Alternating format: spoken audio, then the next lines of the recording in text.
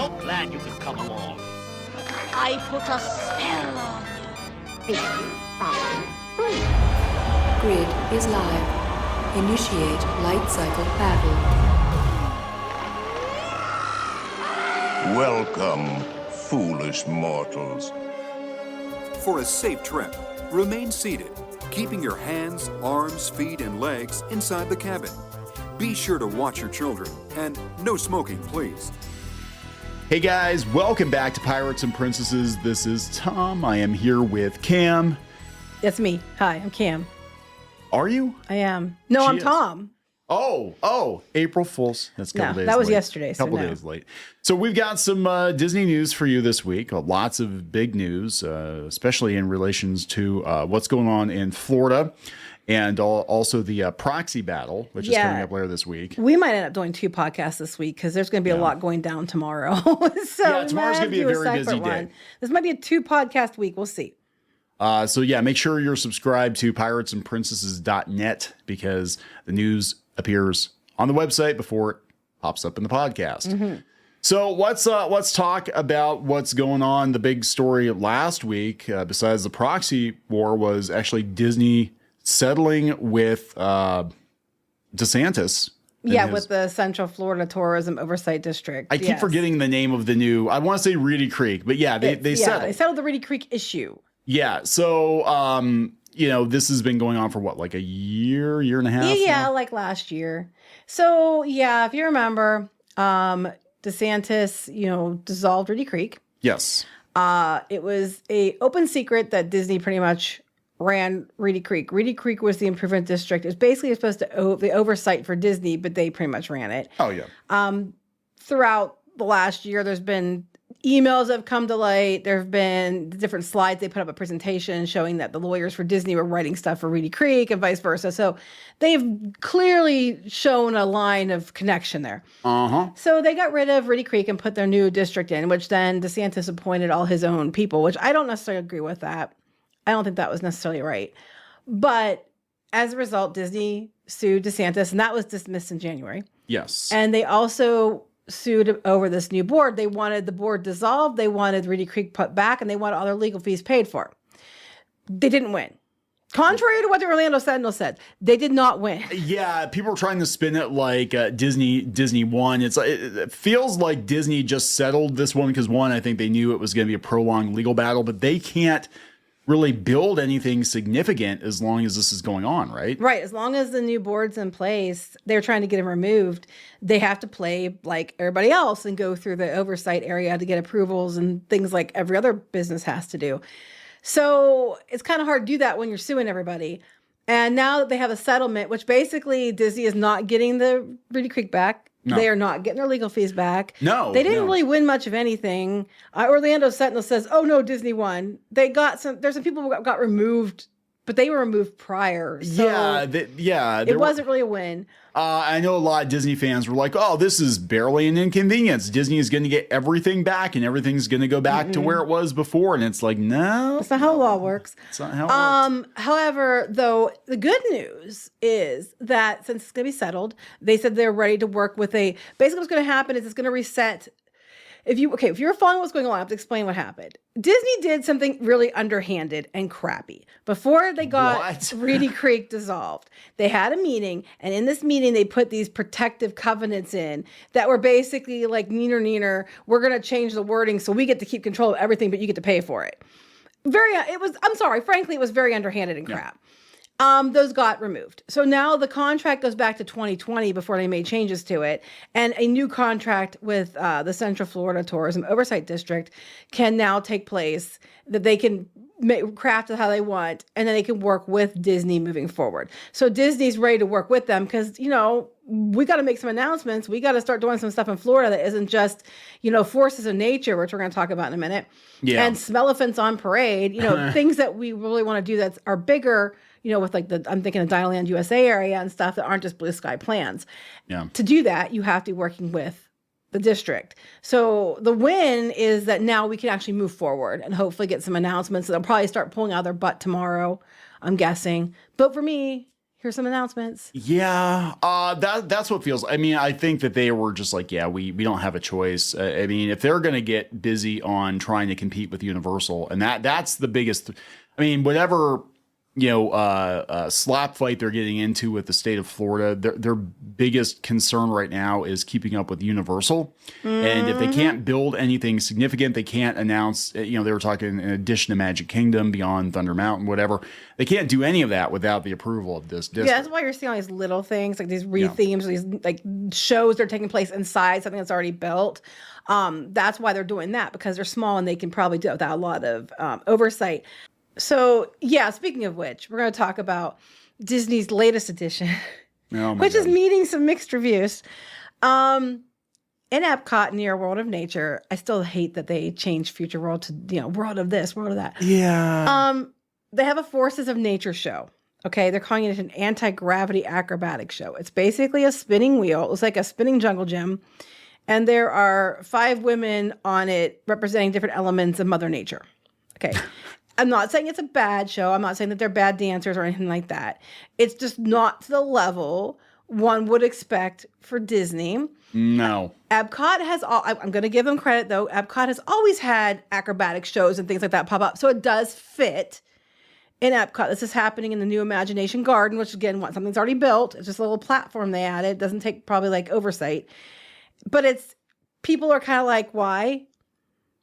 Yeah. Like, meanwhile, your competitor is announcing all this really cool stuff, and you're like, yeah, let's have some ladies pole dance on a jungle gym. That's basically the music sounds like club music. It doesn't sound like nature music. It looks like a strip show. I'm gonna be honest. It looks like a cabaret show. It looks like something you would see in Vegas. It does look like something you see in Vegas. I'm sorry. It doesn't scream Disney.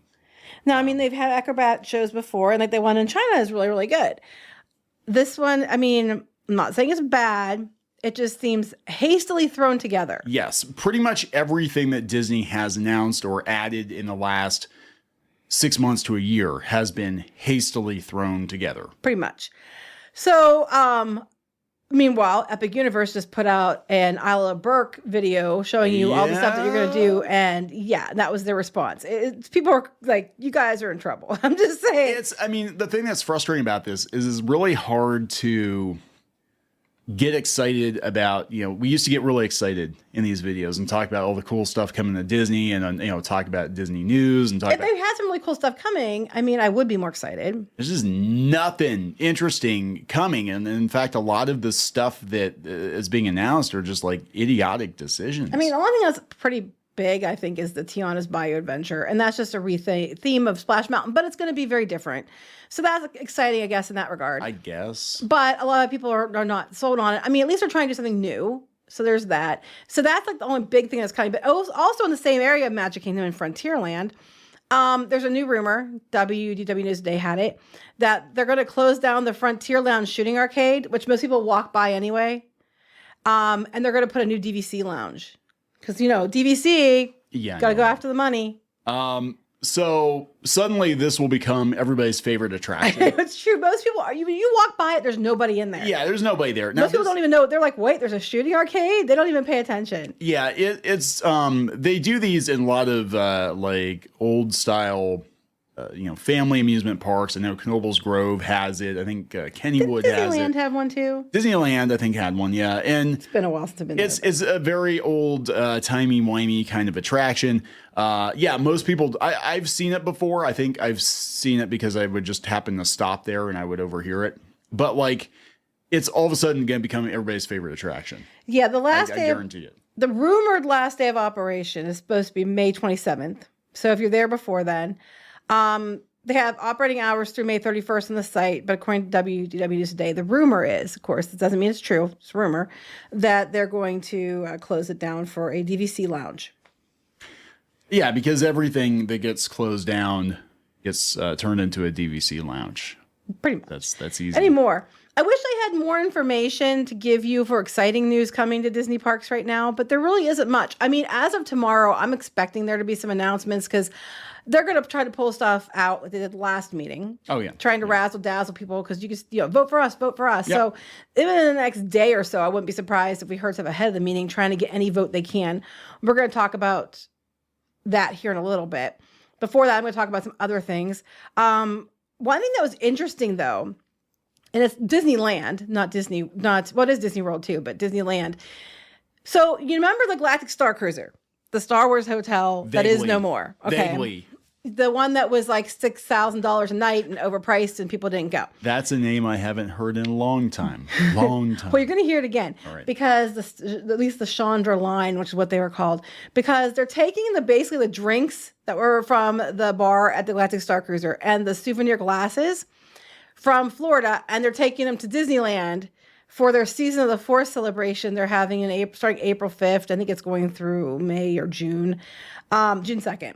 So they're going to bring some drinks to Oga's Cantina in Galaxy's Edge at Disneyland, including the Fiery Mustafarian and Chandrillian Chalice and Chandrillian Orb glass. And these are the souvenir glasses, some of them, that were from the hotel in Florida. So they're just recycling them to Disneyland.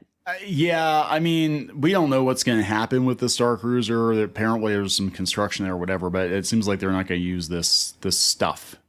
No, I mean, they're going to try to do something with the Star Cruiser, but so they're going to take some of these drinks over there, the Fiery Mustafarian, which is tequila and peach puree and syrup and lime juice.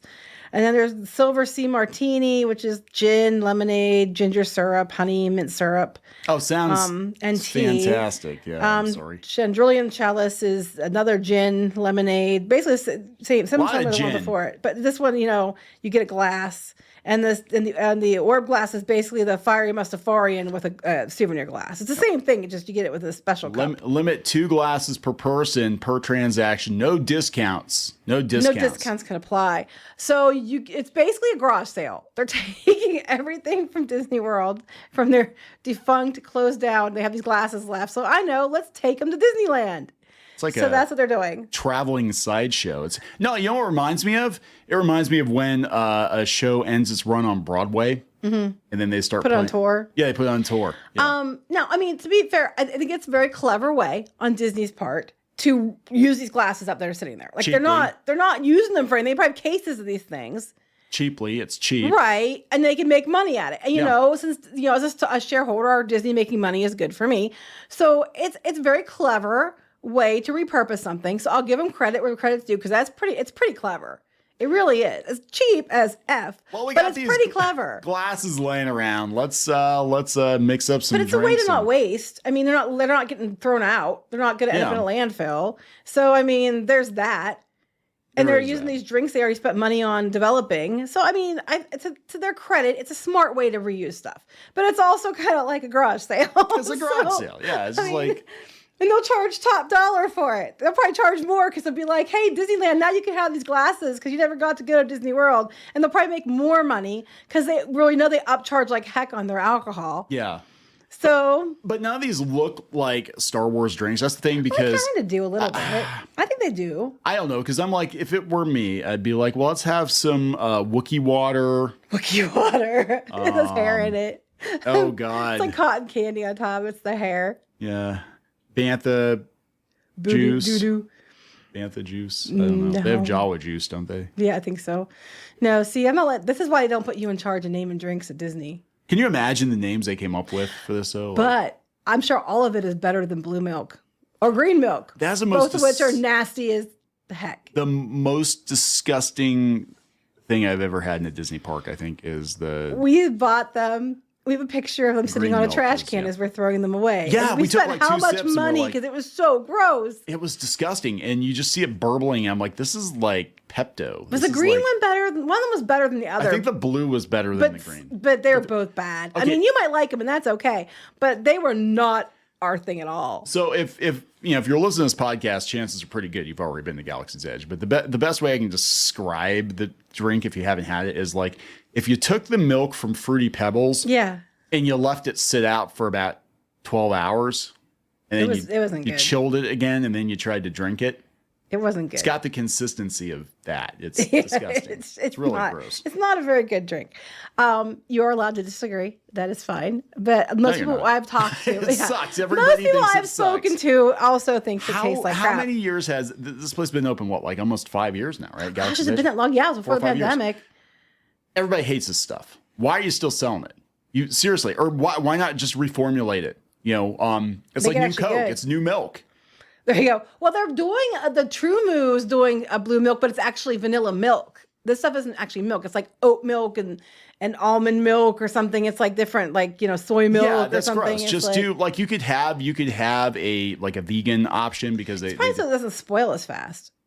I don't know. It's like a milk slushy. It's gross. It's like not good. Like when skim milk freezes and it gets that slushy, and then you just mix it with like fruity pebbles. That's basically It's just what not it good. is. It's Just save gross. yourself the money, and it's really expensive too. So anyway, I thought that was interesting. The repurposing the glasses from the Galactic Starcruiser. Real quick, we're gonna hop over to Universal for a minute, and then we're gonna talk about some different things on the movie and TV show end, and then we're gonna talk about the proxy battle, which is the big news. Yeah, that's the big one. So apparently Halloween Horror Nights may start in August of this year. Usually it starts in September. We're only talking a few days difference, honestly. Also on the side of Halloween, we should start hearing some things about Mickey's Not So Scary Halloween, because they usually do that halfway to Halloween this month. Yeah. So I'm expecting to hear more information about that in the near future. Okay. But Halloween Horror Nights, according to WDW News Today, there was a casting announcement for those inside that already work at the parks. They could apply for different jobs. And they said that in this announcement, the rehearsals are going to be August 1st to the 29th, but the performances are going to be August 30th through November 2nd, which would indicate that it's going to start that. It also could indicate that they're doing like a preview night. They could maybe have a couple preview nights. That's true, yeah. That's also possible. But it's possible it could start in August. So that's just a rumor. We don't know yet. We don't know like what houses are coming. I mean, the speculation maps are coming out, but we don't know. I'd be very surprised if we don't get at least a Ghostbuster something this year, and a Beetlejuice something this year because of the new movies. Yeah, Beetlejuice makes sense. Ghostbusters makes sense with the new movie. Stranger Things, they didn't do that. I don't know if they're doing that. They're just talk of different ones.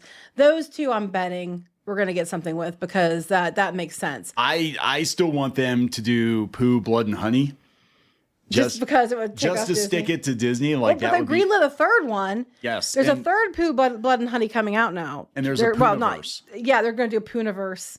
With all the public domain characters that This Disney sounds like has. a porn film. It's the Poohniverse. This sounds I like think something. that's the joke. I think it that's would the be, joke. sounds like one of those R-rated, knockoff versions of a big movie, a blockbuster. They title. do that. They do that with superheroes. They do like these Marvel and DC movies with. Yeah, but I'm just porn saying. versions How of do you them. know that?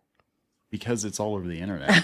People are actually joking that the costumes in those movies, for as long as they wear them, are actually better than the costumes in the MCU. Well, there was another character, Ironheart, that was a porn film, a Japanese porn film called Ironheart. And the costume looks almost identical. It does. To Williams. Look. Well, don't look it up at work or around children. PiratesandPrincesses.net. We have it. Oh, did we have it on Yeah. there? Yep. Okay, we have a okay for work version on the website.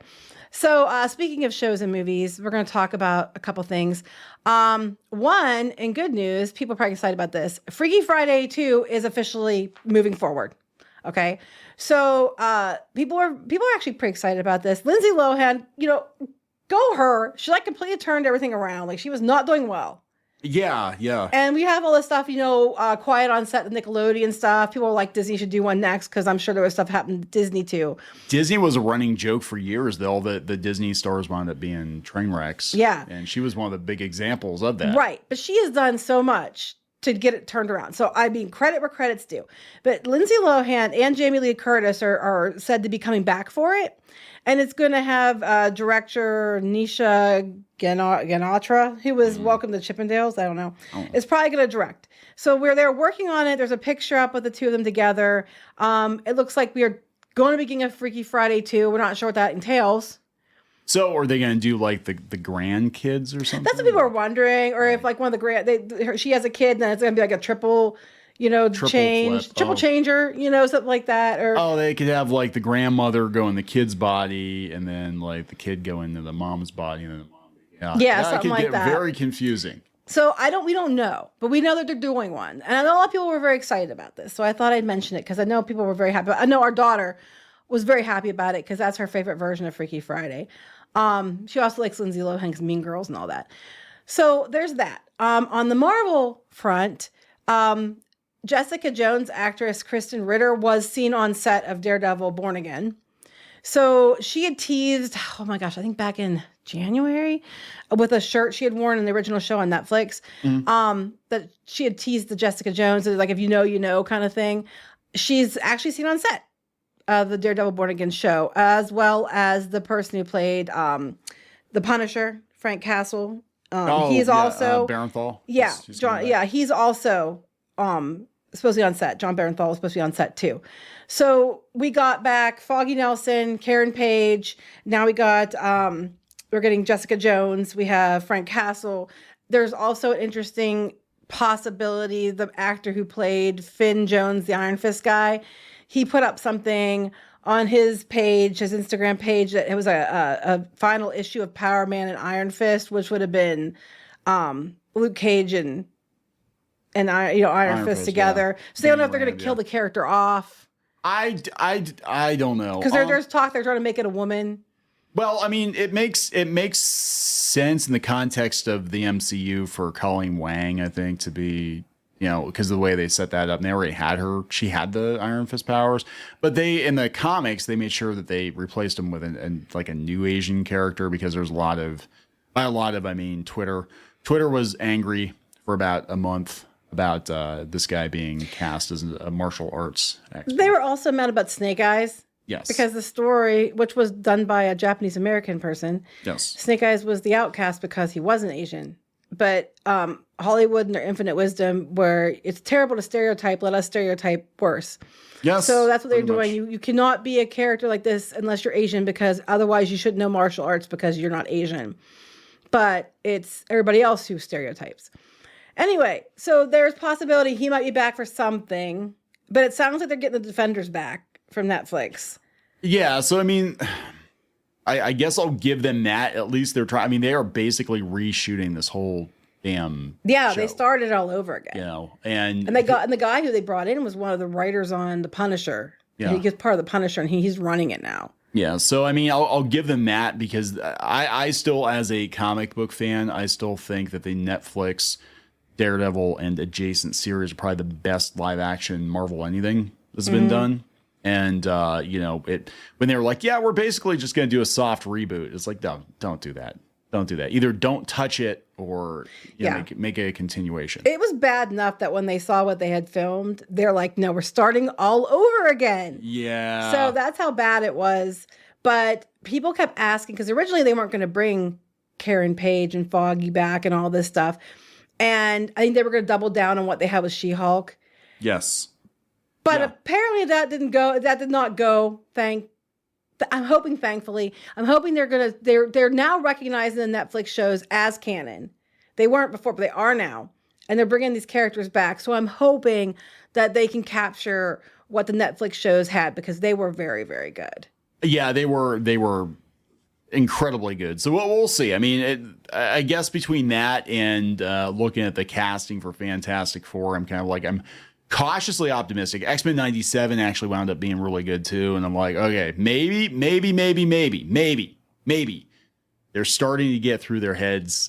This is what you got to do to keep the MCU in a good place. Well, they have people saying, like, you don't have to, forget what came before. Like, you need to look at what came before. Right, now they're starting to say that around like X-Men 97 and some of these other projects. So I'm hoping they learn a lesson, because if you compare the Disney Plus Marvel shows to the Netflix Marvel shows, I mean, they're more violent at Netflix, but they were definitely better shows. Oh, yeah.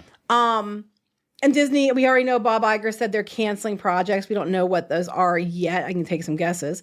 But hopefully they're going to course correct and put the effort in things that are actually going to pay off, instead of just throwing as much as they can against the wall to see what sticks. And speaking of that analogy with spaghetti against the wall, let's go on to Oh, we'll talk about this one first. I forgot about this. We'll go this one first. Indiana Jones. Didn't stick. Didn't stick. No. Indiana Jones lost Disney a lot of money. Except for, I think, Elemental, I think, broke even. The Little Mermaid reboot, I think, made just like $40-some million, so it just barely eked by to the profit side. Guardians of the Galaxy Volume 3 did really well, but pretty much everything else did not. Yeah. And Indiana Jones was one of those things. Yeah, I actually, until the movie came out, I almost forgot this movie existed, and it's already like come and gone, and everybody's already forgotten it existed. I mean, Godzilla made more money this weekend, I think, than Indiana Jones did. Well, they said the overall the box office for was $384 million, but it had a $308 million budget.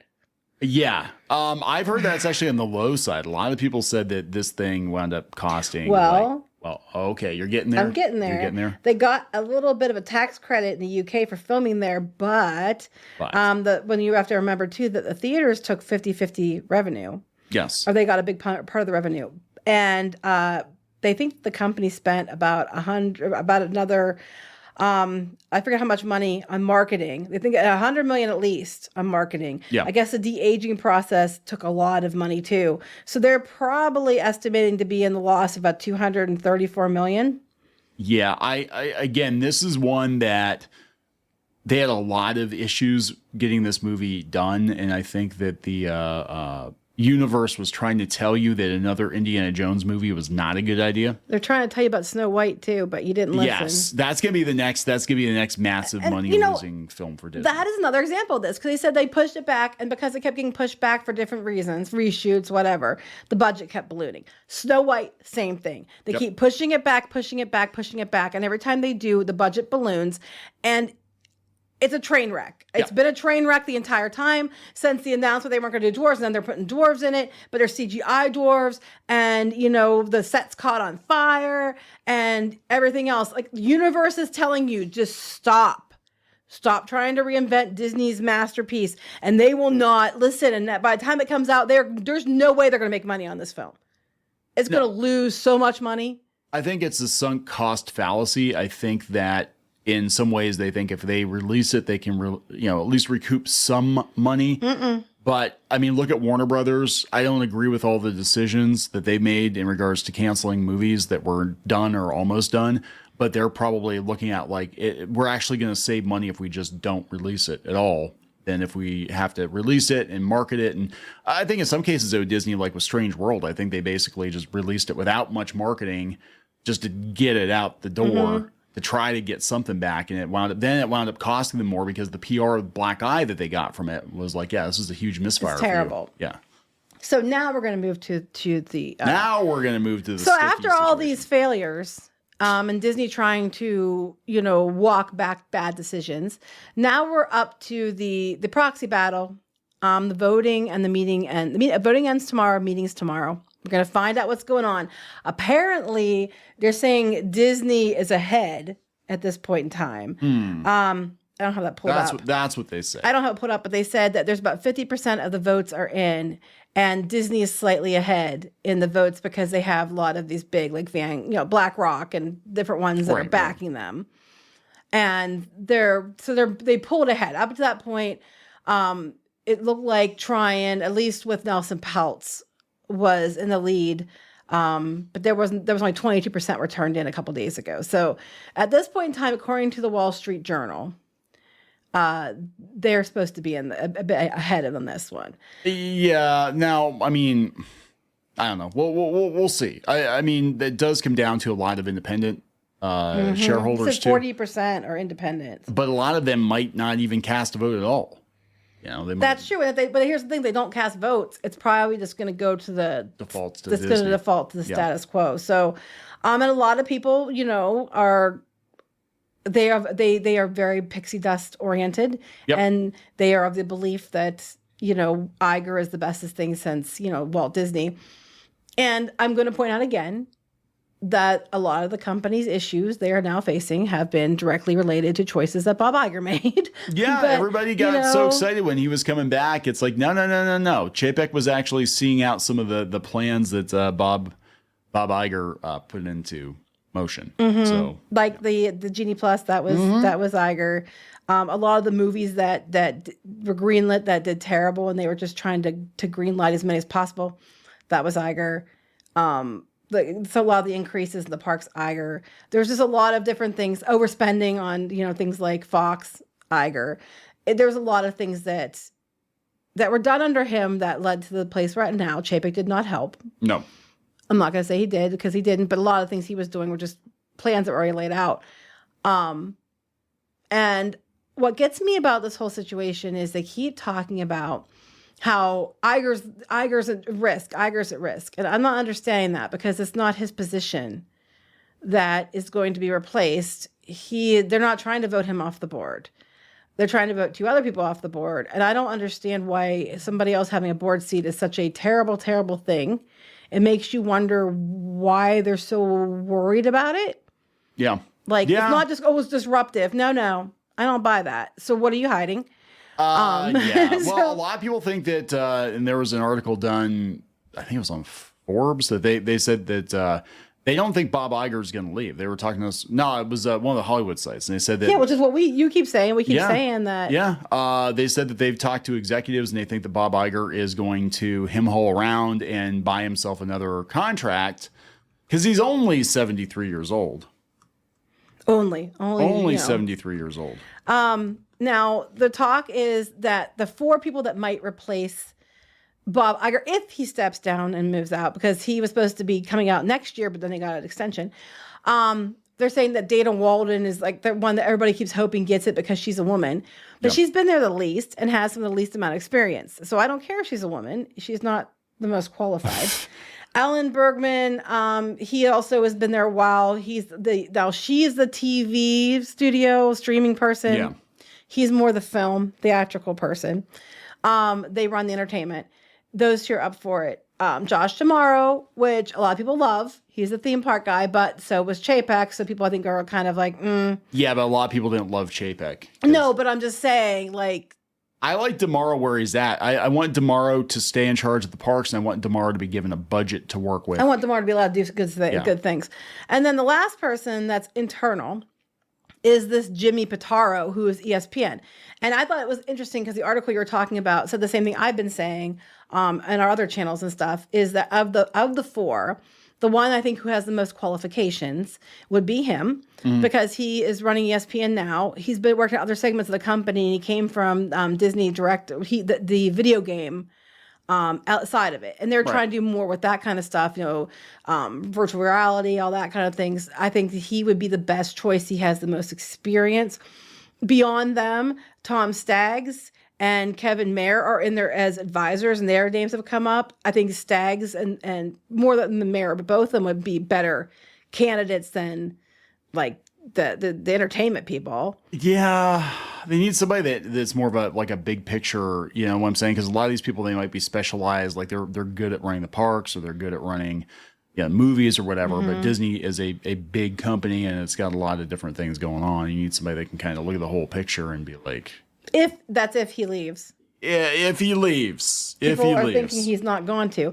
But this whole proxy battle, it's one interesting thing that's come out of it is they're saying it's the most expensive proxy battle in history. Yes. They're estimating $70 million being spent on this. How do the shareholders feel about Bob Iger spending all that money on advertising? And it's not all him. It's across the board. But Disney's spending the lion's share, I do believe. I haven't seen much from Trian. I saw their stream they did, and they have their website. But Disney, we're seeing ads everywhere. In fact, this podcast, if I recall correctly, there was an audio ad. Was it? Yes. People were telling us they're seeing on Instagram, YouTube, Instagram. They're really, really hammering this thing. So, but what's interesting about this particular vote over other companies is that this is one of the first times they're using the universal card. Because normally, like when they say vote the blue card, vote the white card, vote the green card, most people got sent the universal card, which was everybody. and you could basically mix and match, because normally you're just given a card, you have to vote that entire slate. Like, you aren't allowed to make choices. With this new one, you are allowed to choose, like, I will put Jay Rizzullo in, but I don't want to put Peltz in. Or I put Peltz in, but I don't want to put Rizzullo in. Or you can vote for who you want to. Or I like this person from this group and this person from that group. And you can just vote that way. It lets you have some choices. I don't know how well it's going to work. It's because you're splitting things up. But it gives people it gives more options they normally would get. So it's going to be interesting how this goes, because a lot of people are just voting straight white card because Disney told them to. But a lot of people might be voting, well, I'll keep Iger in, but I want to take this person out and replace it with, Nelson Peltz or whatever. So they're also looking at it that way, because this is not something that they do very often. It's one of the few times they've done it. It's one of the early times they've done it. So apparently. So there's that too. But yeah, so far $70 million has been spent with advertising, websites, courting different investors. And in this case, the investors are like 40% independents. So we'll see what happens. But 50% of the votes are in. They said so far it's Disney's winning what they want. Yeah. I don't know if that means we're going to get much change. I don't think we will. I think Disney right now, I think they're kind of being on their best behavior, and they're trying to make it look like they're changing. But I think the reality is that unless they're forced to change, I don't think they're going to. And if they get comfy, with a status quo, they're not going to change. Right. And they keep saying, oh, we can't have disruptions right now. Yeah. However, when the disruptions were announced is when the stock went up. Yeah. It's currently at 122.84, which is great because, just like last year, it was the lowest it's ever been in October. I mean, lowest it's been in more than a decade, at under $80. And if you look at the last, 5 years, when Chapek was there, it was high. When Iger came back, it stayed low. Yeah. It's just now creeping back up ahead of this vote. And it's going to be interesting to see where it goes after tomorrow. I'm wondering if there is no change, if it's going to drop off a cliff. Be like, yep, we're back to where we were before with a bunch of crappy movies and nothing going on in the theme parks. Or Disney could learn a lesson. I doubt it, but they could, and they could be like, hey, that was a close call. Maybe we should think about things a little bit. I think that they are, because last year was just Rizzullo threatening, and when they said they were going to make changes, he said, oh, I'm not going to do it now. I like your plan. Let's go with that. And then it didn't work very well. And this year, it wasn't just him. It was Value Act. It was Blackwell's and Trian. And if it does it again, next year, it could be even more groups that come in and being like, we're challenging for board seats. And they might be people who get a bunch of seats. It could be some of the people that actually support Disney this year could turn against them next year if they don't get their act together. I don't know how many chances they're supposed to get. Yeah. So, I do think that we're going to see, now that they've got the thing straightened out with the new Reedy Creek replacement, we might be seeing some announcements for Walt Disney World more, hopefully. Because right now, just the forces of nature spinny thing isn't going to cut it. That is not going to cut it. Yeah, hopefully. But I think tomorrow is going to determine, a lot in terms of, what they announce, or they feel comfortable announcing anything. And well, I'm wondering if they're going to announce that today, because they're trying to win votes, and people can up until your final vote, your vote can be changed. Yeah. So I'm kind of half wondering if they're going to make announcements today or tomorrow before the votes close, to try to be like, hey, surprise announcement, to try to get people to side with them more. I don't know if they will, but I'm kind of surprised. I'd be surprised if they don't. So. We'll see. Like I said, we might wind up doing 2 episodes this week. This week might be a 2-episode week. We'll see what happens. All right, we're going to wrap it up. I think we're going to wrap it up. Please subscribe wherever you found this podcast. That includes Spotify, Amazon, iTunes, wherever you listen to podcasts. Check out piratesandprincesses.net. Follow us on X. Follow us on Facebook. Follow us on YouTube. That's follow right. us. Follow. That's right. Talk to you later. Bye. Thanks again for listening. More news and videos are available on our website at www.piratesandprincesses.net. Our YouTube channel, Facebook, Instagram, X, and TikTok. If you like the show, please consider subscribing and leaving us a positive review on iTunes and other podcast platforms. This podcast is a production of Clownfish Studios LLC and Web Reef Media, and we'll see you next time.